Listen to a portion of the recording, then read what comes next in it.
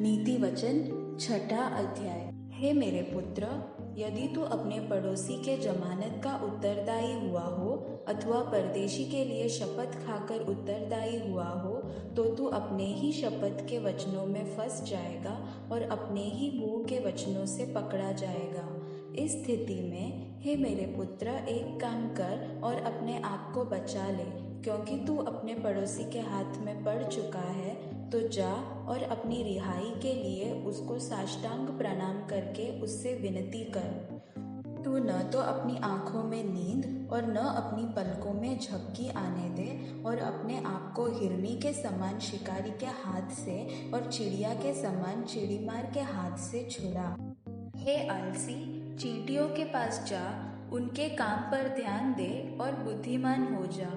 उनके न तो कोई न्यायी होता है, न प्रधान और न प्रभुता करने वाला, फिर भी वे अपना आहार धूपकाल में संचय करती है और कटनी के समय अपनी भोजन वस्तु बटोरती है।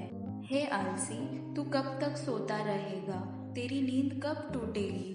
थोड़ी सी नींद, एक और झपकी, थोड़ा और छाती पर हाथ रखे लेटे रहना, तब तेरा कंगालपन राह के लुटेरे के समान और तेरी घटी हथियारबंद के समान आ पड़ेगी। ओछे और अनर्थकारी को देखो, वह टेढ़ी टेढ़ी बातें बकता फिरता है। वह नैन से सैन और पाँव से इशारा और अपनी अंगुलियों से संकेत करता है। उसके मन में उलट फेर की बातें रहती, वह लगातार बुराई गढ़ता है और झगड़ा रगड़ा उत्पन्न करता है। इस कारण उस पर विपत्ति अचानक आ पड़ेगी। वह पल भर में ऐसा नाश हो जाएगा कि बचने का कोई उपाय न रहेगा।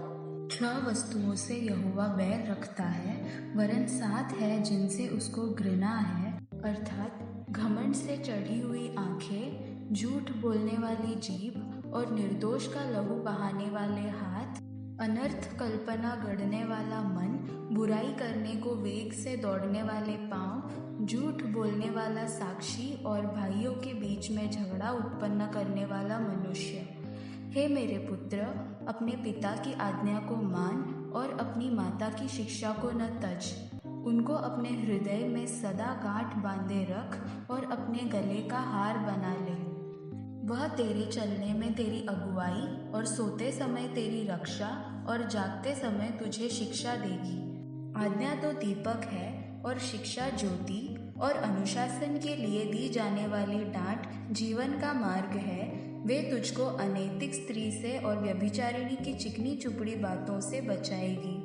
उसकी सुंदरता देखकर अपने मन में उसकी अभिलाषा न कर, वह तुझे अपने कटाक्ष से फंसाने न पाए, क्योंकि वेश्यागमन के कारण मनुष्य रोटी के टुकड़ों का भिखारी हो जाता है, परंतु व्यभिचारिणी अनमोल जीवन का अहेर कर लेती है।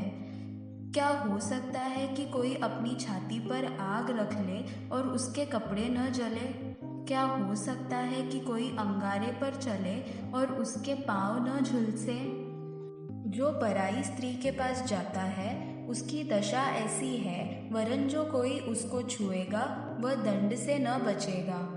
जो चोर भूख के मारे अपना पेट भरने के लिए चोरी करे, उसको तो लोग तुच्छ नहीं जानते, फिर भी यदि वह पकड़ा जाए तो उसको 7 गुना भर देना पड़ेगा, वरन अपने घर का सारा धन देना पड़ेगा। जो परस्त्रीगमन करता है वह निरा निर्बुद्ध है। जो ऐसा करता है वह अपने प्राण को नाश करता है।